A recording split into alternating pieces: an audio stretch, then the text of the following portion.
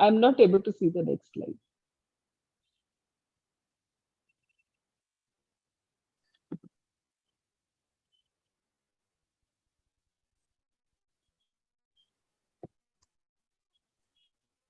It's stuck there, Prerna. We can see the next slide. We can see the next slide. I'm not able to see the next slide. Okay. It's still on poll sharing, stop sharing. Okay. It is coming for us. Everyone is able to see. Please continue.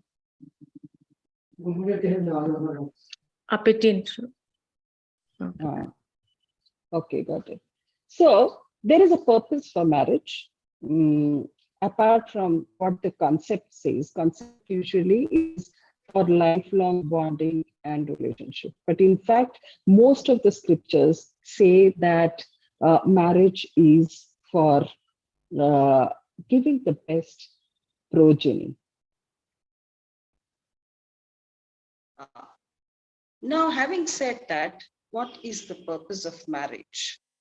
We all know that marriage is closely connected with what Maslow's theory of needs are expected from marriage, like basic needs, fulfillment of whatever the basic needs are, food, clothing, shelter, and then relationship, bonding, economic prosperity. Then you have social relations maintaining, and then evolving as a good human being. That is what makes a person a spiritual person or highly evolved person. But if there is disturbance in marriage, what really causes that disturbance? And I think slide is before there's another slide.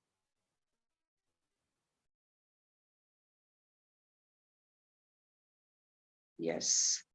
Yes. And if there is a disturbance in the marriage, it causes a lot of turmoil in the prosperity of a person. How does that happen? How many of you think what is the common custom that is followed in India, irrespective of all the major religions? Next slide.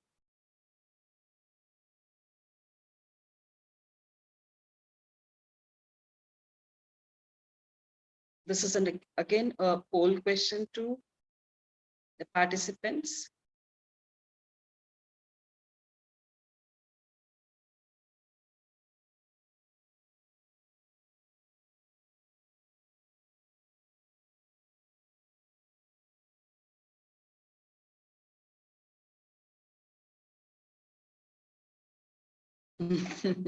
Since the slide has come before, so the answer is now accepting and giving a dowry, of course.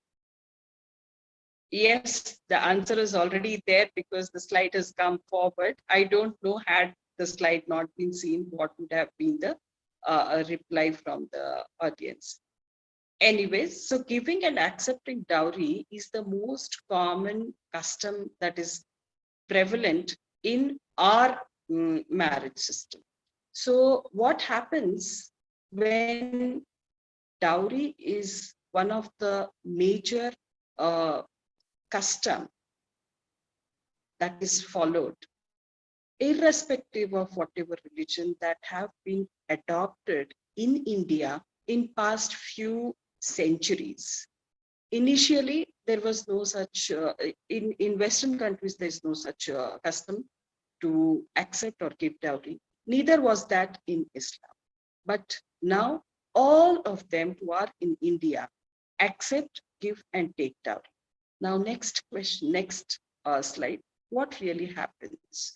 What are the major issues and reasons for a conflict or unrest in marriage is what most of us are aware of to a large extent. These are minor issues and which are very common, like socio-cultural issues, different cultures, different practices. Dowry is second among them. Then personality issues, some are introverts, some are extroverts, some have some kinds of habits, some have habits to spend a lot, some some don't like to spend, some are stingy, some have eating habits, different type of eating habits, some have drinking habits. So all these doesn't match between couples many a times. And then role responsibilities, which are considered to be the major issue in the modern age, where both wife and husband, if both of them are working, and because of the patriarchal brought up of the men, husbands, they feel it not appropriate to help their wives or take up the responsibilities of either cleaning the house, taking care of the children, or helping wives in their kitchen, or bringing groceries and all. So such kind of role responsibilities where women are burdened even if they are working. So these also cause a lot of unrest in marriage. Then ego clashes, if one is from an affluent family and the other is from middle class or lower middle class, or sometimes highly educated and not so educated, sometimes from a rural background and another spouse is from an urban background. Ego clashes. Then financial demands, whether it is many a times it so happens that it is a custom in many sects which is followed, that at the time of giving birth to a child, first delivery, festivals, and sometimes they also demand, if they are in need of some kind of construction of the house or buying of the house, they all expect some help, monetary help from the parents of the wife. Apart from that, extramarital affairs, because of the modern culture where relations have been very flexibly accepted in the society, moving with opposite sex has become very common, and sometimes these issues also come up in marriage. Next slide. So these are some of the issues very common in marriage. So what really happens at the time when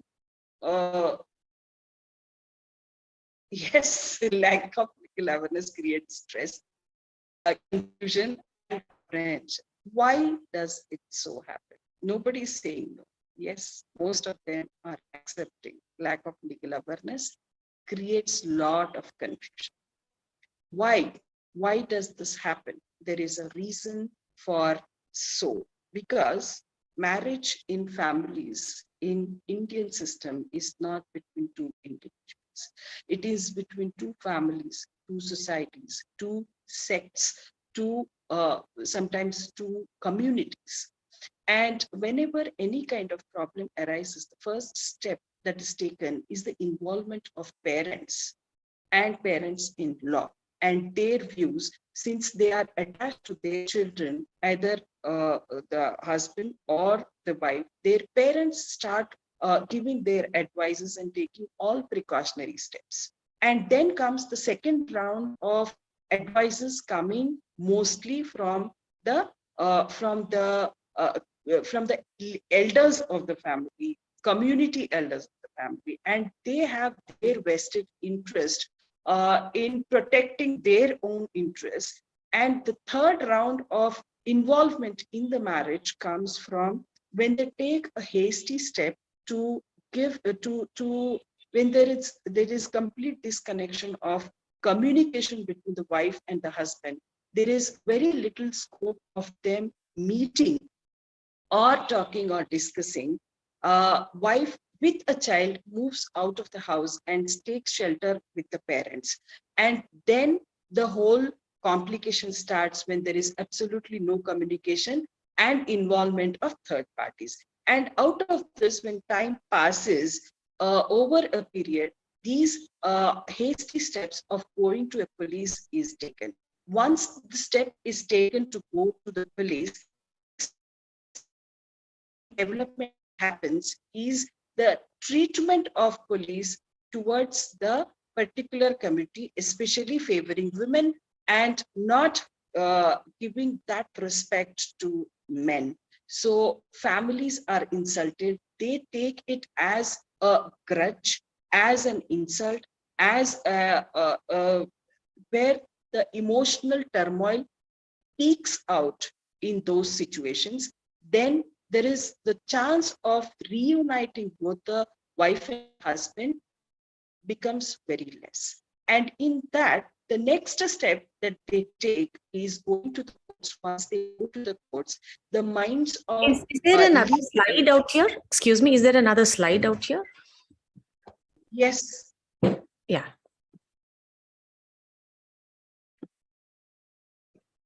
So the next step that is involved is the involvement of the legal experts who give their advice according to their own understanding of the case. But it is very difficult that a comprehensive analysis of the case is done when they approach a legal advisor.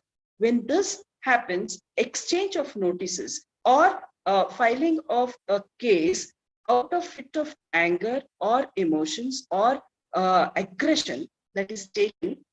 Please change the slide.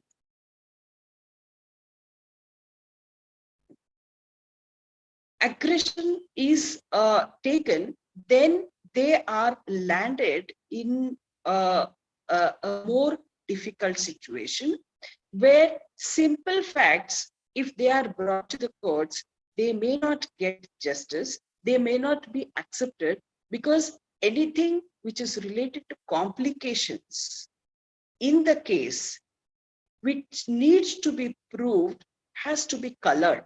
And if this coloring happens, or framing of different types of charges on the spouse, on their behavior, on their conflict is portrayed in a different manner in the courts, then it takes a different turn where reunion of couples become highly impossible, despite of n number of counseling sessions or initiatives taken by mediators or relatives or friends. And gradually all the relations, all the relatives, all the friends, they also start giving up in the matter. Please, next slide. So how does it affect? If these communications and the communication, lack of communication, wrong communication, or miscommunication between the couple goes and prolonged for a couple of months, years, where children are not allowed to see their father, or who is with mothers, or if the wife is not allowed to talk to the husband without the permission of the parents and the involvement of third parties, then the whole scenario is changed and the psychological effects start cropping and affecting the minds of the couples. And then the relationship gets more worse, and then loss of health, wealth, and social support is not seen and looked by any of the professionals who are giving advices to the couple during the pendency of the cases, will affect them very, and the insecurity to women and children is the major issue which affects them psychologically. Now, next slide. So there are actually two divisions of law and psychology. Initially, most of them, what they understand law relating to psychology is about forensics. Forensic is a science where the behavior of an offender or a culprit or an accused is observed, which is between the state and the offender and the legal agency or the lawmaking agency.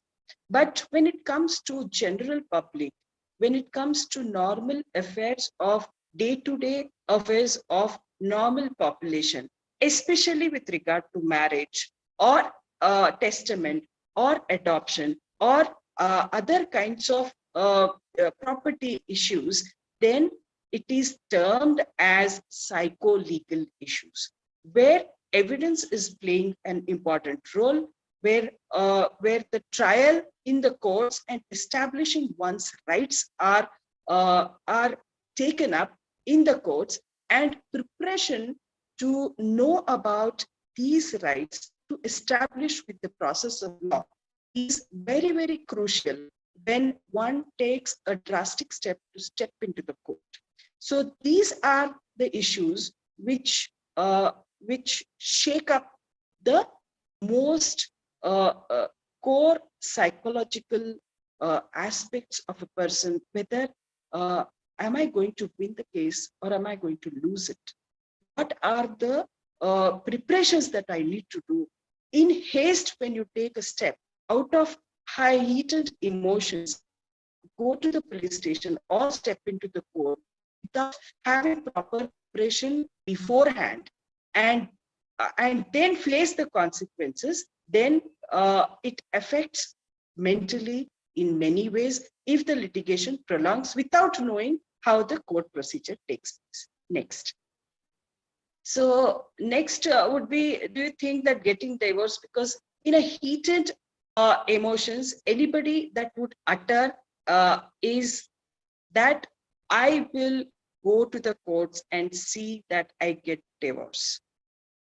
Yes, very nice. Not even single. Yes. Most of them are in favor of no. Yes. And a few don't know. Yeah, the number of no is increasing. It is already an experience of many who come to know. It is not necessary that they should go to the courts. But yes, people, when they hear about different types of litigations that people are facing, anybody can make out that, yes, it is difficult to get divorce. Why is it difficult to get divorce? It is because our system is not a follower of, adopter of no fault theories to get divorce. In Western countries, if there is a small issue between the couple, if they don't want to live together, they can apply and within no time they can get divorce. But here in India, marriage is considered to be a sacrament for life. And that is the reason the whole system is after protecting the relationship in the interest of children, in the interest of families, in the interest of many other issues that are related to culture and families. So because of that, it is very difficult for an individual who want to seek divorce will get it at with ease. So he or she has to prove certain things before why for getting a decree of divorce. Next. So what is it? How does psychology and law relationship arises? In fact, in a relationship are in three ways where people perceive a few things about law and the legal system. They take things very easy and they think that the moment they step in the court, they get reliefs, either for property or for maintenance or for breaking the relationship. But it is not that easy. The perception of individuals towards law is what something related to psychology in law. And then about the environment of the court, the system, the processes that are followed in the court, not being aware of these processes also affect them mentally, and they get confused, whether they are educated, illiterate, literate, from urban background, from Africa, any kind of society. If they are unaware of the procedures, how to deal matters with the processes in the court, it affects them mentally. A third it is the view of the judges, the juries, the lawmaking agencies, which change and keep amending laws from time to time, seeing the complications that are created for the well-being of the people, and the interest, protecting the interest of the vulnerable, who are especially women and children in India, because even today, most of them are dependent on either husbands or their elders of the family. Very few of them are independent. If they are independent, still they are burdened with some sort of non-contribution or not owning the responsibility in family and marriage. Women are suffering. So that is the reason why most of the laws are in favor of women. But it doesn't mean that men are also not suffering. Men are also suffering. It depends on each individual case who is is paying the price. So these are the three issues: psychology in law, psychology of law, and psychology and law are the three different aspects which are involved in while dealing with psycho-legal issues in marriage and relationships. Next. So when is one supposed to report to the police? This is just to test the knowledge of the participants. How many of them know when to report to the police in case of any kind of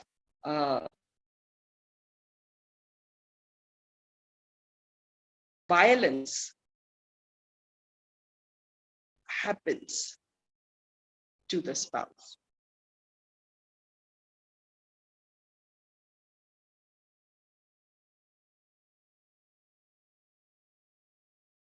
Good. Good. So that's very good that the audience are very well aware of the law and the legal system when it comes to emergency. And when is one supposed to report to the police? Yes, next slide.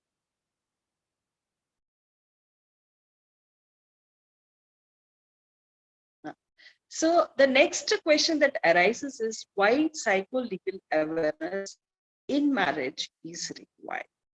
Why psycho-legal awareness is required? Now I'll give an example. Before marriage, I happened to face a gentleman came and he was asking me that he had entered into marriage, engagement, and they had exchanged rings. After seeing the girl, he accepted because he doesn't have parents. So one of his relatives, he brought a match and both of them agreed to marry. Now, after a few days, when the girl comes for shopping to the city, then he sees that the photos and the girl who he entered with in engagement is quite, she's not same.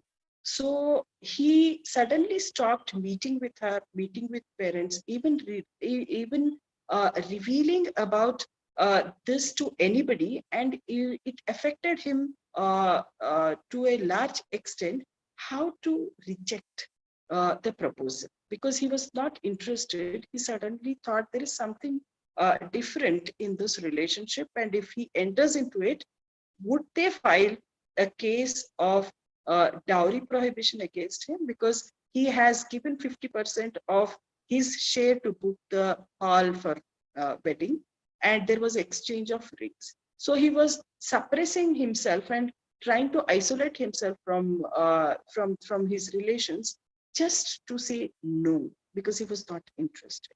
So he was curious to know how legally they will take and whether any case is will be foisted against. So such is the situation.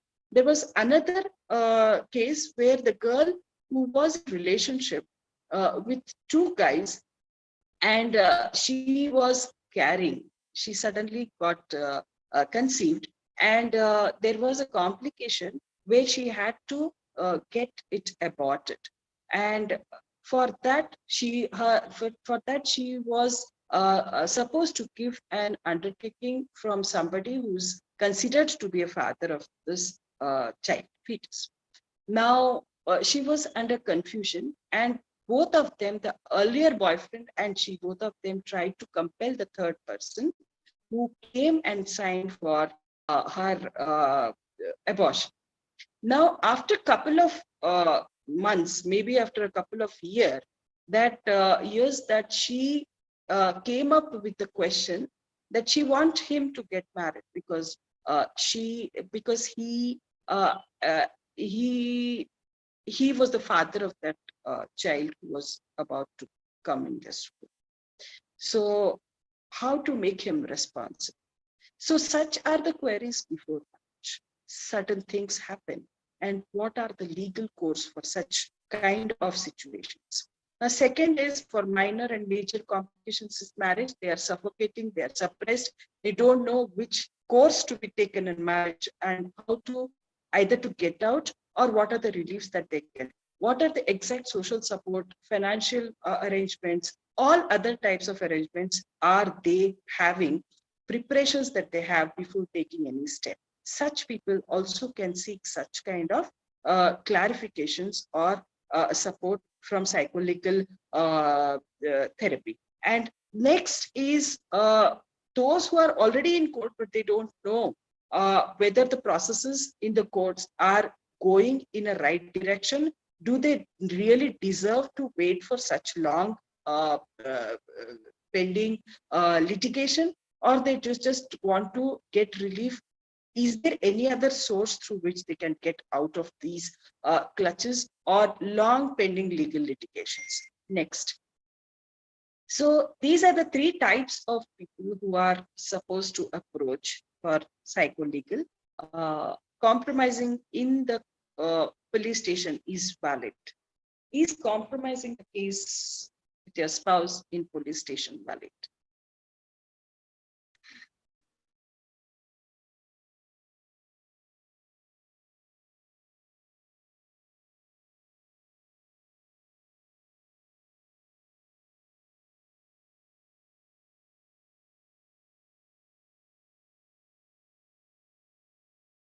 A lot of confusion among the participants.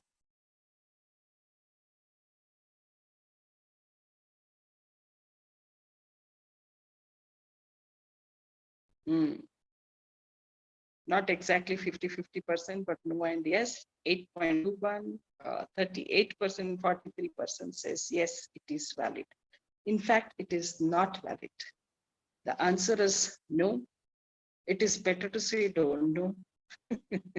So it is not valid because it is considered that any kind of settlement that is done in police in the PS is out of some compulsion force and some kind of apprehension. So, and it is not a good evidence that is taken in fights. So it is rejected. Rather, it is better to settle matters in the court. Next.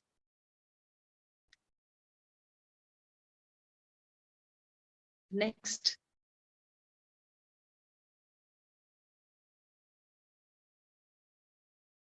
So psycholegal issues arise for two reasons. First, conflicts between the normal couples. I mean, those who always have some kind of difference of opinions and conflicts and aggressive verbalization or reactions and actions. And there's another set of case where one of the spouse is suffering with mental illness or is mentally retarded. What course of action is there for them? How do they deal with such cases is another altogether another aspect, where most of the people out of 10 cases, at least one, they will come up with saying that my husband is a psycho. he needs psychiatric treatment, he is not fit for marriage. Or my wife is, it's highly impossible to lead a better life with her. She is definitely having a psychological problem. These are the remarks that are made, but how to prove that a person is really having some mental illness, or is having mental retardation, or is unfit for marriage? Who is the authority who the court will appoint to justify, to verify, and then give that that judgment based on such kind of allegations is the most complicated matter. It is not that easy to prove, because there are several issues involved to prove that a person is unfit for marriage. If they can beget children, if their psychiatric illness is episodic, if it is because of some traumatic event, it is once episode.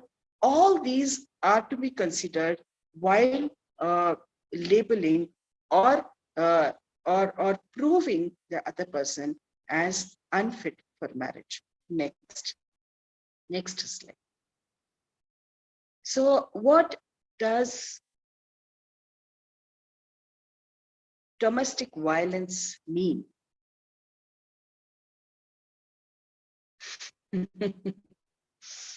Very well.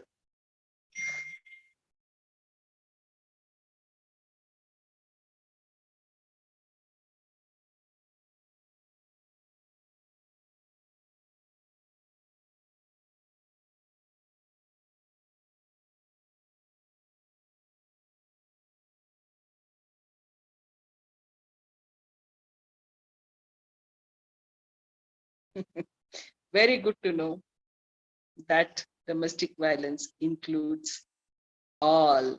Yes. Next, there's another question, I think last. There's another last question. I'm not wrong. Yes. What does police do after receiving the complaint?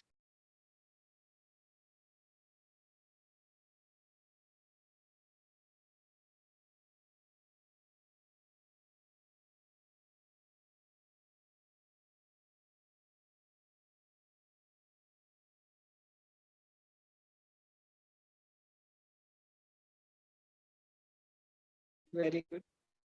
Very good. Today's participants are very well aware of the legal system. It's happy to see that. But most of the masses are unaware of any of these very simple questions. Yes, next slide. So where does these stresses related to psycho-legal issues come from? First, it is the cruel behavior that need to be proved in the court. How cruelty is proved depends on the psychosocial background of an individual, the status of an individual, the verbalization or the level of standard of living and lifestyle that a person is having that particular background. What is the difference between maintenance, Kridhan, and alimony? Without knowing, people come to court asking for maintenance while the wife is already working. Where the Sridhana is belonging to the wife, anything that comes in marriage, any article or gold or jewelry or valuables come to in the name of woman belongs to her, is what something people are unaware about. Alimony is given only at the time of breaking of the relationship. Many of women are unaware of this fact.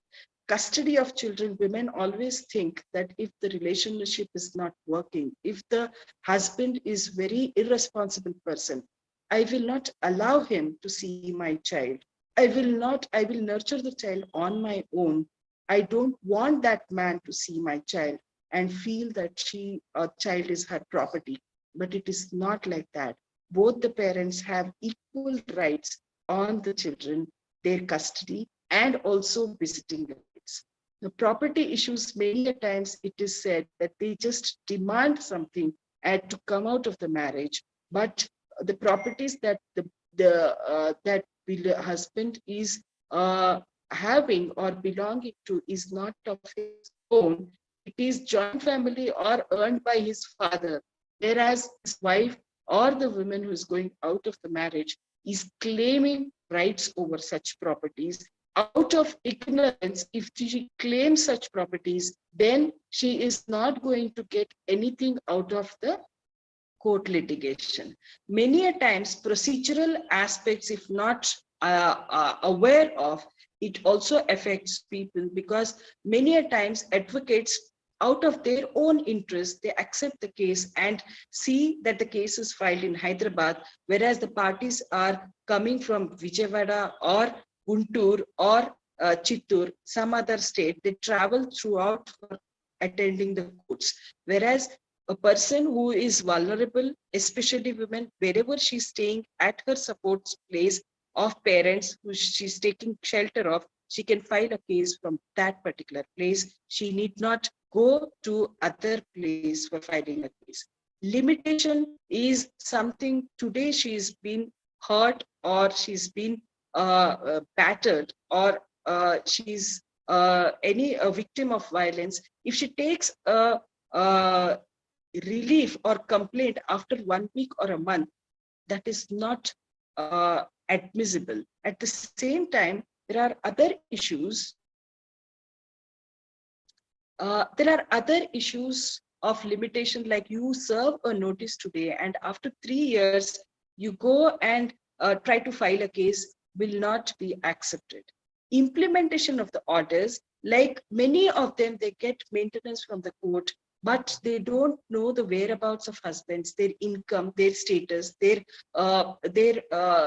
place of work, or the address where they work, are not able to claim or make attachment of the salaries, even though they have got the maintenance orders.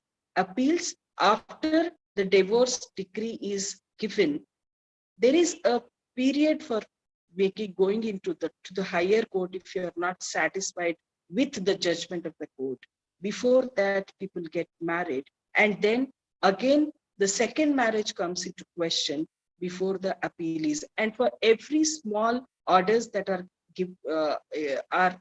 that are given in the courts can be appealable, that many of the clients do not know, are not aware.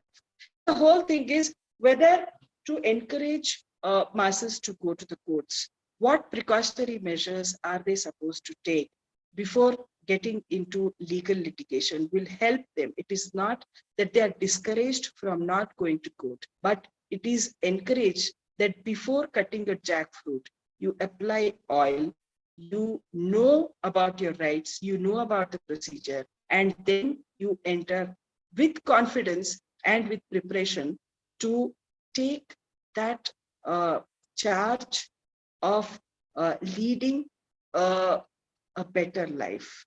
So that is what is required, whether you are in marriage or you are suffering and want to come out of the marriage. If all these precautions are followed, it will help them to lead a better life. So know about this and then proceed further into litigations. Otherwise, it is better to take all sorts of advices and decide based on your or the person's strengths in his or her own case, and then proceed with the matter. So these are some of the very important issues, basic minimum issues that one needs to know about marriage and law. So psycholegal issues deal with all these aspects. It is always better to be cautious and conscious while taking decisions in marriage. Next, and litigation in marriage. I thank you all for attentively listening, and not only listening, but also to bear with the technical glitches. If there is time, I'm open for answering the questions.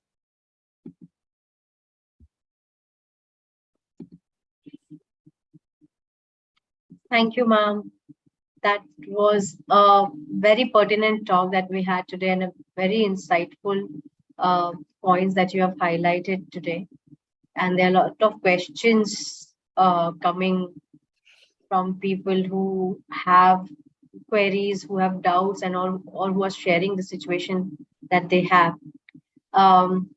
Before we move towards the Q&A round, there's one more poll question. It is for us to understand the audience better. I request you all to take that poll question. And I thank you, everybody, and thank you, ma'am, for such an insightful talk. And I would like to invite our visionary founder, Shivani ma'am. Ma'am, please join us. Namaste. This is Srivani here. I would like to express my gratitude to each of you who has joined us today with their presence and contribution into making this webinar a huge success. I extend my gratitude to our speaker for taking out time from her extremely busy schedule to grace this event. This is a topic which is very relevant to our current times. With more nuclear families coming up, no one to talk to when we have issues. Understanding a topic as a whole at a macro level is something our speaker has given us a little enlightenment about, whether it is what causes marital conflicts, if there is a marital conflict, how, taking steps like going to a police station can actually be a barrier to getting the couple together rather than helping the couple to move closer. Things like what are the psychological aspects of it? What are the legal aspects of it? What are the rights of the spouse in the conflict? Some of the things which you have covered has given us a little, a little for us to think about. And I'm sure there are a lot of participants who have a lot of questions.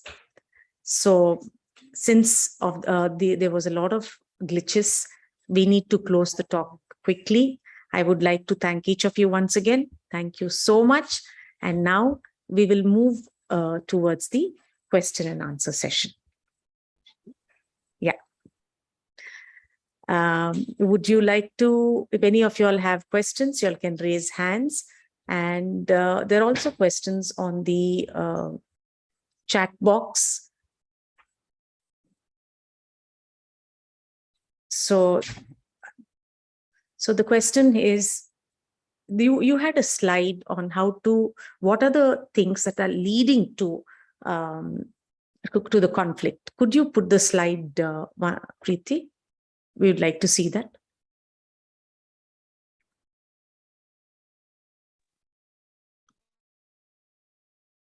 Prior to that.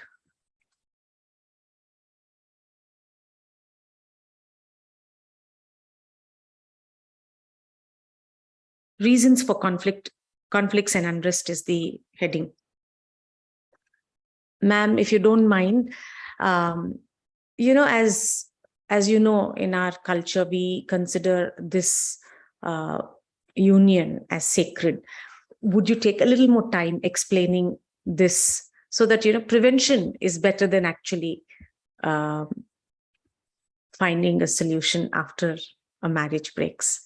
So that, people can actually ensure that, we create an environment for the couple, or when we are a part of the couple, to see the wisdom in what we're doing and how to be careful. Yeah, sure, ma'am. A very, very, very important question. And that is the reason why this awareness is actually created. And all of us know that these are the reasons of conflicts which we see in almost every relationship in marriage. But the problem is when there is a communication gap, that happens and the third parties are involved, it is always better that to take initiative on their own. If they are well educated, they can decide for who they are choosing to get married, an educated person, an IT person, a doctor or a lawyer, or whoever from whatever profession, same profession or any other profession. They can take decisions for many things. They choose for their attire, they can choose for their vehicle, they can choose for their job, they can choose. Why can't they choose to take decisions on their own without depending on anybody's advice, and resolve it by talking one-to-one or involving a neutral person? Especially, I can take the name of Roshni Center here, where completely neutral therapies for marriage are given for since a long time. So they can take such initiative to go and talk themselves and try to figure out what is really happening, what is bothering, what is the main reason for that unrest in their marriage, because there are other issues, social, economic, and societal issues that they need to look forward when it comes to establishing in the society. Single parenting will have its own complications, or living alone in the society for women is also not secure. Considering all these things, is it possible for them to take a precautionary measure to talk to each other, because they know each other better? If they have given birth to a child, they know something about their spouse. So what are their strengths and weaknesses? They themselves should come forward, and keeping aside all those things, first take a step to resolve things amicably by coming forward to adjust towards life problems, because it is only the problem solving which will help them, and adjustment that will help them with forbearance. And that is what our scriptures say. And now the whole research is also saying that single parenting have these many types of issues with children who are having deviant behaviors. If that is true, then why not encourage joint families? Why not encourage the ancient practices of marriage and lead a better life? Because there was support from family, there was value in the family, there were responsibilities taken in the families, there was encouragement for women and respect for women, where now there are some dilutions, deviations are happening. So that needs to be looked into, considering the ancient aspects of value system, which is now not respected. So individualism is causing a lot of unrest. If they think about collectivism in the family, respecting each other, strengthening the family structure by giving something, by adjusting, by respecting everybody's views. So, and child must be the most important factor. If you give birth to a child, it becomes your ultimate responsibility to nurture the child. The child will not succumb to many psychological effects when they see that my parent is a single parent, and its effect will be seen only after the child becomes an adult, and that continues. sad. So, okay, a question from Mr. Sudeep. What advice would you give to a woman whose husband beats her up for talking to anyone outside the family, even friends? See, these are very, very complicated cases where one need to know about the in and out while talking to both the couple and finding out the reasons of what made him think and behave in this manner, and who to involve, who does he respect and listens to, and then try to resolve it's kind of problem which needs to be again solved. If that is the case, over a period of time, if it is in an initial phase where he is having some apprehensions about this, then after a period of time, he might change, or he might listen to those people who he knows better, who can help the woman out to, counsel him properly. And such situation also can be solved. Such problems also can be solved. So, in today's world where joint families are breaking up, nuclear families are coming up, you are suggesting that both the couple go to someone, a neutral person, and take advice. Who's that? Who would you advise them to go to? That is the reason why I just gave you an example that there are several therapists who are coming up, who are giving marriage counseling, who are quite neutral to both the wife side and the husband side, and who empower them and make them confident to deal with their problems and solve their own problems. They don't give advices, they will give options, and they will also empower these couple, and then bring to such a point where they themselves understand their problem and resolve it on their own, because they are not attached in any manner either to the husband's side or to the wife's side or to the monetary benefits that they are gaining out of. It is just a matter of going in depth of the problem and making them brainstorm, think about where things are going wrong. So if such neutral persons are approached, then it will be of a great help. Because many of the cases where they have come to courts, they say that had we got this kind of counseling before we entered the court, things would have been different, ma'am. But it's long time. We can't do anything because we have come a long way, leading a separate life. Your advice is extremely valuable, even for educated people like us. I did not realize what you have just said, and it makes a lot of sense. Does Roshni have counselors who do marital counseling? Yes, ma'am. I heard Roshni is having okay. Line as well for many issues Okay. leading to marriage, and also counseling for a long time. They are taking up for counseling. A question. Yes. A question from Ms. Jyoti. Good evening, everybody. Wish you all a very happy Independence Day in advance. Thank you to Vishwa Talks for organizing this fantastically educative talk. I have a question over here. For you to come on video? No, I don't have the network issues there. That's why I'm really sorry. Apologies for that. I have come across a couple of cases where the groom, is vested with a lot of vices, like, drug abuse, alcoholism, etc. And the family of the boy decides unanimously that getting him married would reform him. In such cases, they hide so many of the facts with regards to the groom. And a girl, unfortunately, she gets hooked up in such kind of a relationship, only to find out later that she has been cheated in a very bad way.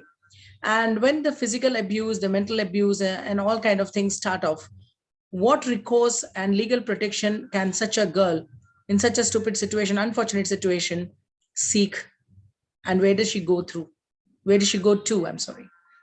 If possible, kindly throw some light on this, please. Thank you very much. Very, very serious question was raised.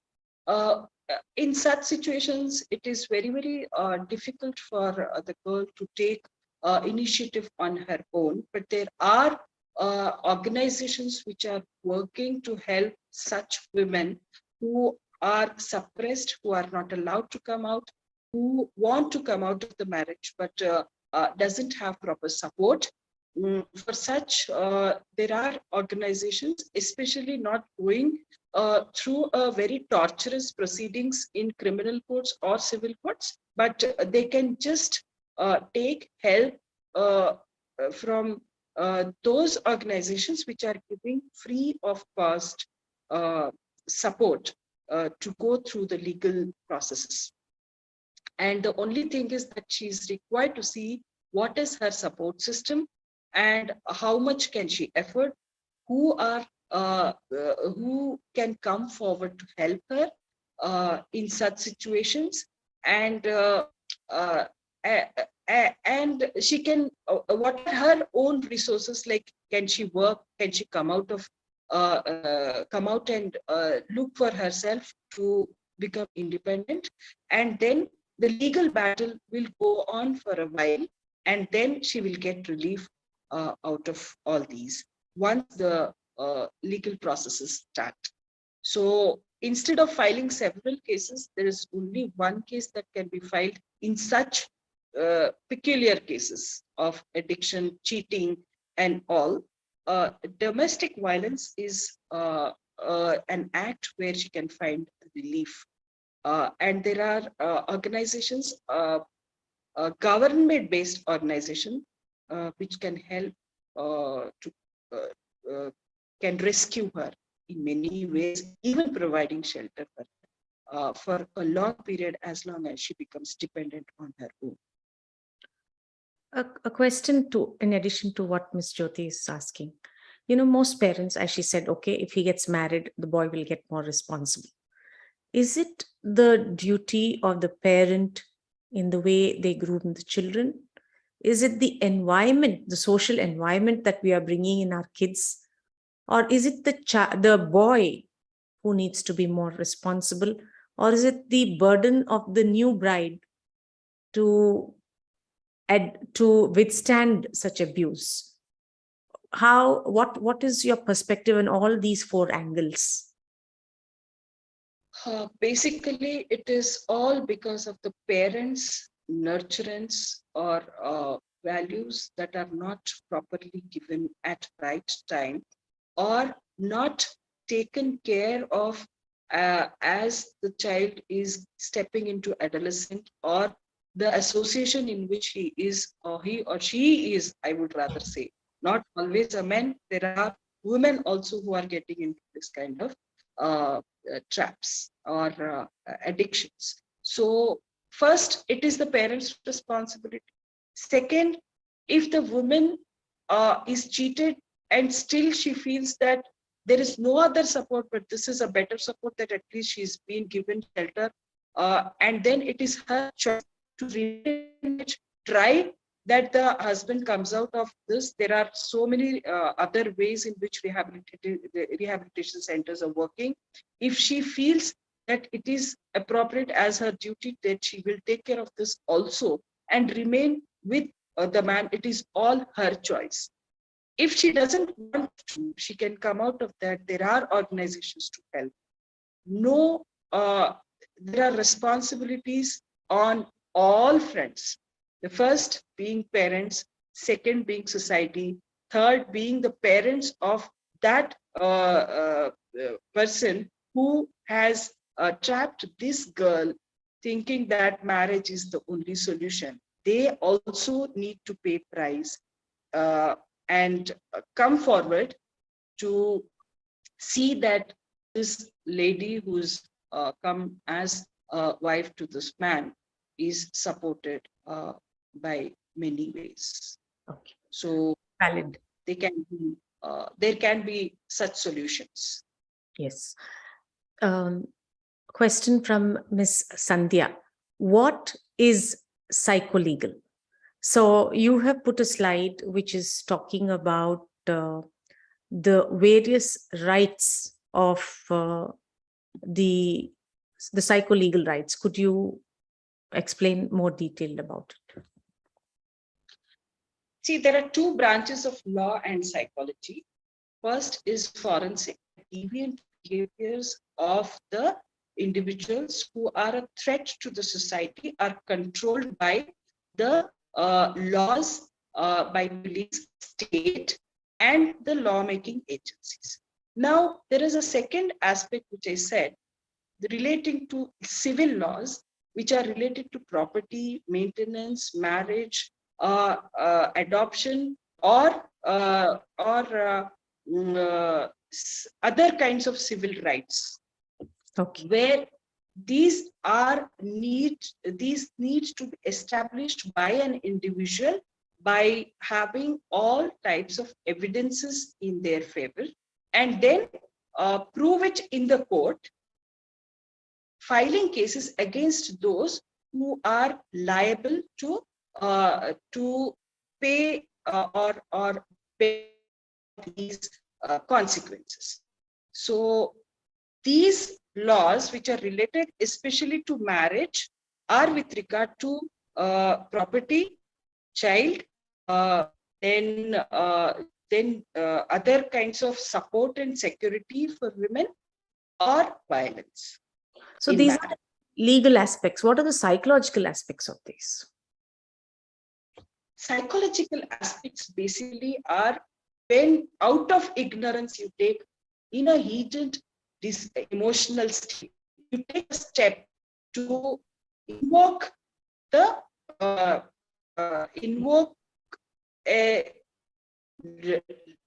law and act to come out of the marriage without preparations.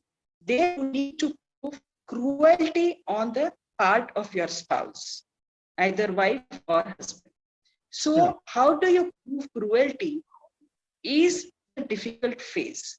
If you don't have proper evidence, that process will affect you psychologically without having any direction or preparation or planning or evidence in your favor. When you make an allegation against your spouse, and without any weapons, when you go to the front, then you are trapped there. You don't know where you are leading.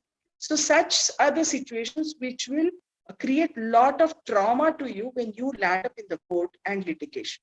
And you are paid, you have to pay. It is just like a luxury of litigation, whether you are prepared for that financially, psychologically, with support, and you are away from the home, where living single, can you support yourself? Are you prepared with all these things? Will create a lot of trauma to you. And if that is prolonged without results coming from the court, because the ratio in the courts is, when you file one case, almost you take 10 cases every day filed is to one judge.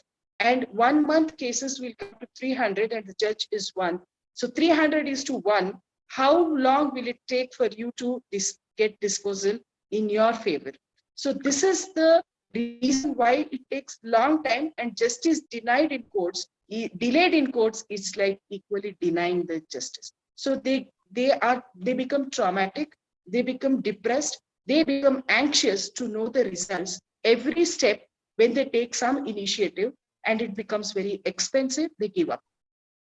So these are the situations which cause psychological effects when they take up legal course of action. Thank you so much for bringing light to this psycholegal aspect of it. Question from Mr. Hitesh. Not only women, men are also victims of these marital conflicts. Why is it not highlighted anywhere? It is not highlighted. It is there. They have their associations, and that is the reason why I would like to give an example. Initially, 2 decades back, when a case used to be filed under 498A for dowry harassment, almost all the family members were included in the complaint, and they had to undergo a rigorous torturous proceedings in the police to come out of that bail or anticipatory bail and all. But now Supreme Court has given many decisions saying that if they marry, their marriage is a love marriage, they are living separately, their parents-in-law are old age, crossed 60, 65 years and living separately, their sisters-in-laws are staying in somewhere already married, different places, then all these people cannot be brought under one complaint. And even if it is brought, it is mostly husband who has to come and answer, and they don't compel others to come to courts or to police station. So gradually there are so many implications which are coming forward before the justice system also, and they are realizing that these laws, there are different pros and cons of these. Because of that, they are giving such kind of decisions where other members in 498A are not becoming more until and unless they have a concrete evidence to prove that such people are involved, deeply involved, to harass the wife. So like this, there are many amendments that are coming forward. The only thing is people need to be aware of it. And it is easy even for men to avail justice by approaching, and it is no more that stringent as it used to be in earlier days. Okay. There is a question from Mr. Shankar. Procedure, what is the procedure to reach out to ma'am for legal opinion? Legal opinion you will get on Google as well. But if you really want to know what is a specific relief in a particular case relating to a particular problem, it is always better that take opinions from 2-3 advocates, or you go to such kind of advisor who is not going to accept your case, but will give you very good friendly suggestions, or having a command over that particular area. Because legal fraternity is also divided into several segments. Family lawyers are different, property lawyers are different, high court lawyers are different, administrative lawyers are different, then corporate lawyers are different. So better find out who is dealing in what area, and then take opinion before you hire. And then always take a second opinion, be alert, and come to a place like Roshni and take psycholegal advice. Shankar, would you like to further question? Yeah. Actually, ma'am, I have already reached out multiple options like Roshni and all. Now I am currently looking for two aspects. One is on the legal opinion, and the other thing is what is the impact of the child when one of the spouse is, one of the parent is suicidal and self-harm behavior. See, all these, whether suicidal or self-harm behavior, whether that person is under treatment, clinically not stable, having mental health issues, that has to be first proved. And then the custody of the child or the safety of the child can be given or taken up by other spouse who is in a better position. So all these need to be taken a comprehensive view, and then in that particular case, a decision can be taken or a guidance can be given. But not single-sided saying that if they have a suicidal, or how many attempts that the person has done, what is the background, what are the biopsychosocial reasons for that, and whether it is diagnosed in any particular direction. All that needs to be considered. It cannot be said, it cannot be, such opinions cannot be given randomly in this kind of question answer section. Okay, got it. And Another question from Mr. MSP. What if both are suffering but thinking about the society, they don't proceed further to court for divorce? What would your advice be in such a situation? So when their coping is fizzled out, when they cannot take it anymore, they themselves can decide whether to lead or to live or leave. So they have to wait till such time situation comes, because it is their marriage, it is their life, it is their coping. How much can they cope up? How long can they bear? What is the level of their forbearance? And then they can decide. So when the child asking mother, please wake me up tomorrow morning when I have to go to loo or pee.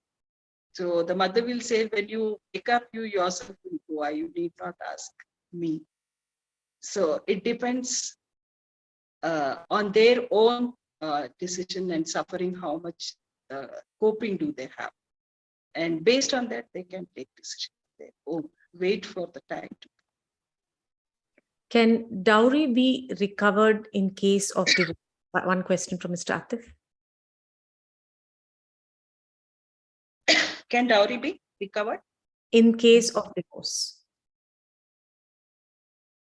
Of course, if they have the list of articles that are given or jewelry is given, and they can prove that it was given and it is in his custody or her custody, whichever the I'm sorry, whatever the factors need to be proved, and if it is proved, if they have enough evidence, definitely it can. Another question from Mr. MSP: is being highly educated becoming a reason to take this major steps of divorce after marital conflicts? Sorry, ma'am. Please repeat. Is being highly educated leading to divorce after marital conflicts? Highly educated. I'm sorry, I'm stupid.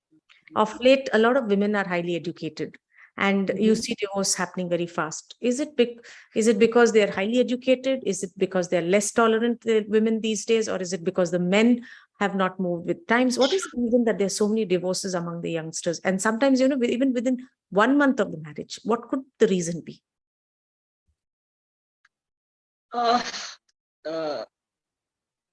To be very specific, because I believe in traditional values. So I feel that forbearance and adjustment and waiting, giving time to marriage to understand each other is required. And if you don't give minimum 5 years for a marriage to understand each other,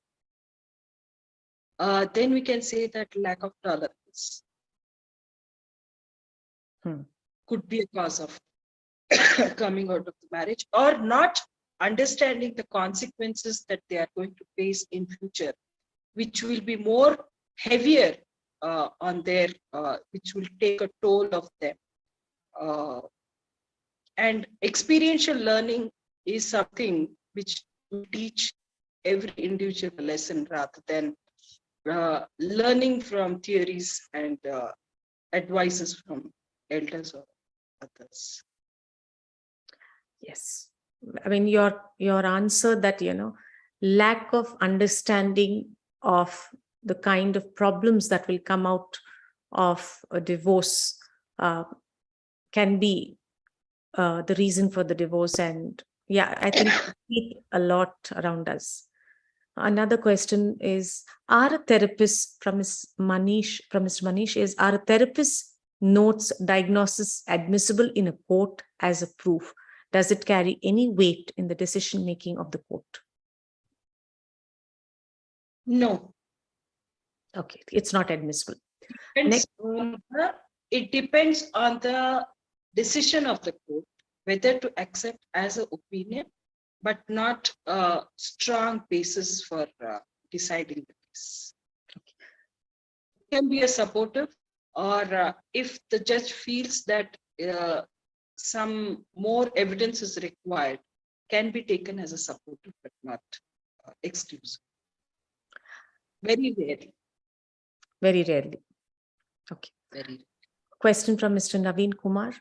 Can husband use the point that wife has not taken divorce from first marriage before marriage with him actually reason is her adamant behavior with in-law and husband, which is hard to show as evidence?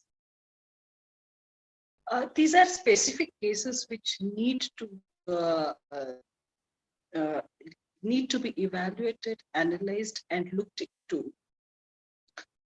Such opinions cannot be given who's right or who's wrong, or what type of consequences will arise out of such kind of cases or incidental undergone in particular. So it is very difficult to say or opine on such matters. There is an opinion of Mr. Manish. He says, most laws in this context in India are biased in the favor of women. Now, in today's time, statistically speaking, these laws are being abused by women, especially coming from urban areas, as is seen in a lot of cases across the country. Example, related to dowry or DV today. Many cases get proven to be false cases. What is your opinion about this? Why aren't the laws more gender neutral in India as they are in the Western countries? Do you think the legal community is having this realization? Is there scope for marriage or family law to be reformed in an attempt to make them gender neutral? It appears like a question is like an article.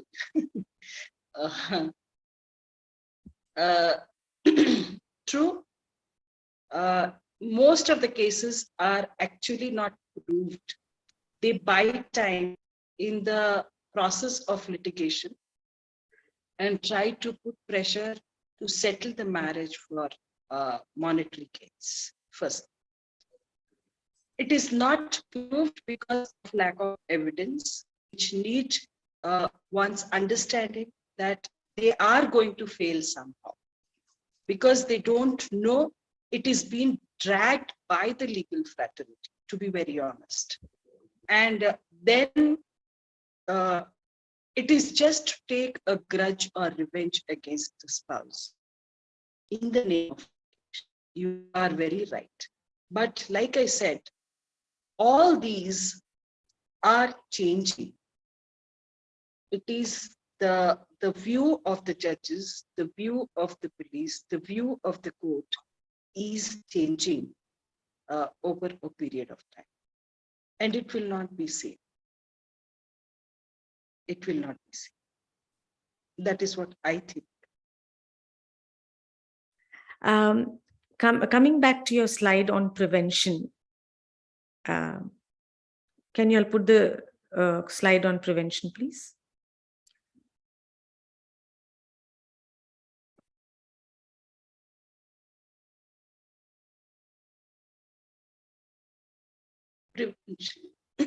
Prevention. Did I mention? No, the slide after this, the one you put previously. One second. You said habits. There was a point called habits. What do you mean by habits?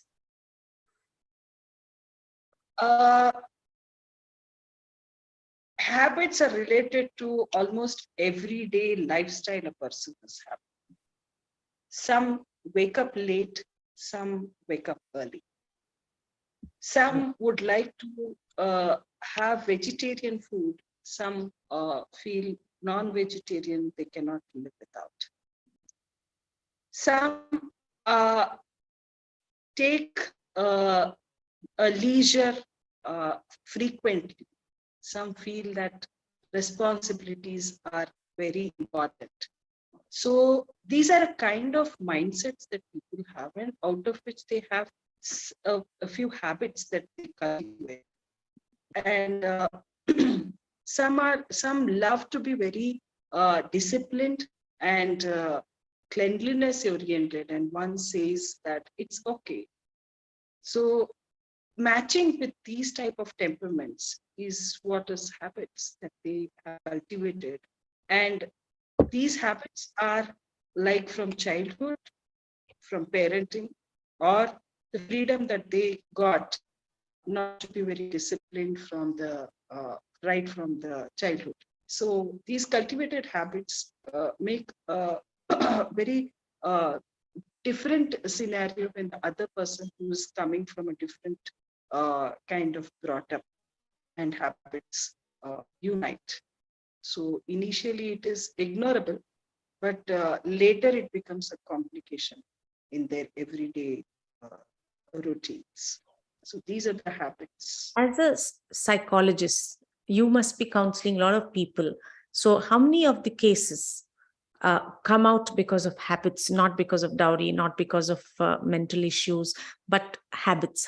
What is the percentage of cases you see that come for divorce because of habits in today's time? I told that there are minor and major issues in marriage. So these are minor issues. If it becomes intolerable and is taken to the court, then they are colored as major issues.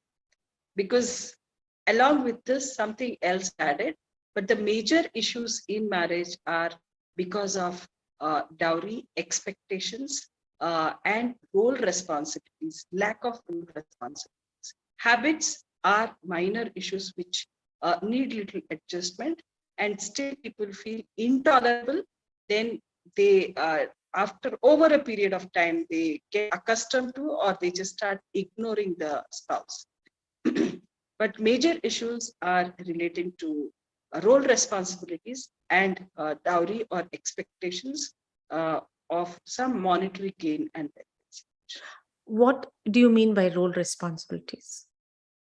Like I said, in modern days where both wife and husband both are working, but most of the household chores, taking care of the children, maintaining relations with family members, or shopping, taking care of groceries, everything is taken care by only women most of the time. It's not, I'm not generalizing, men are also doing, but in most of the cases, these roles are expected that it is of women only.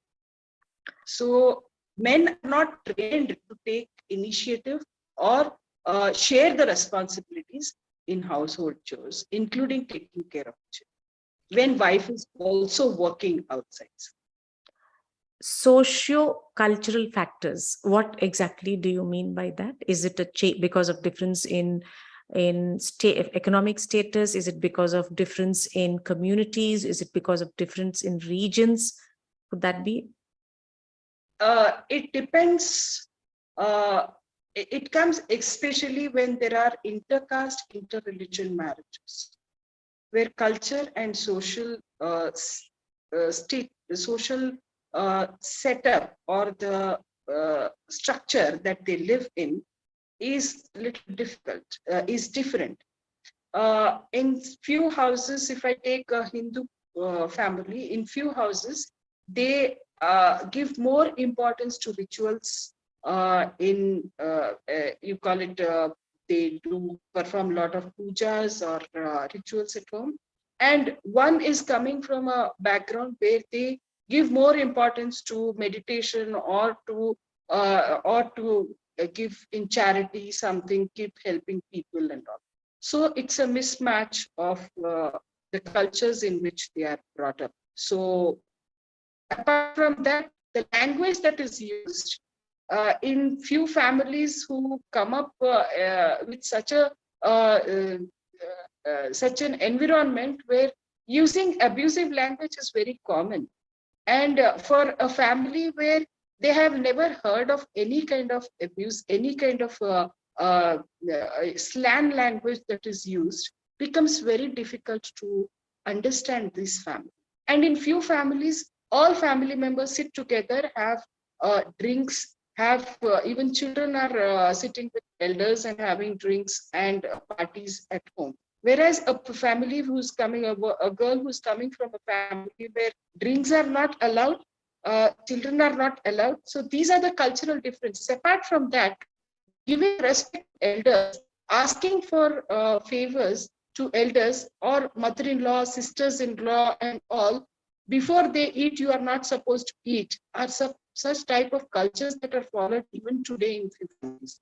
So these are the differences, where if they are not respected from the day of marriage, and these become a chain of complaints that are added, and each behavior of the daughter-in-law is observed and taken it as a wrong. So that creates a lot of difference. So these are the cultural issues, social cultural issues.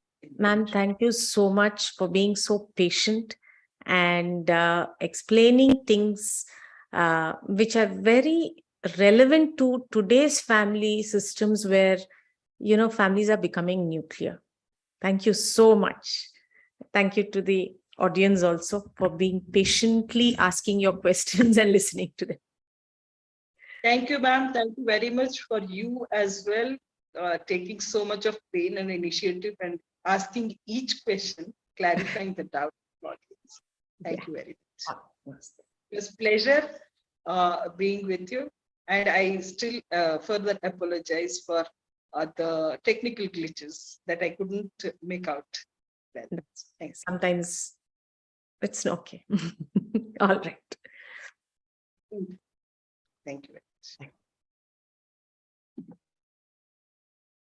Please join the breakout room, Vrushali ma'am, Shivani ma'am.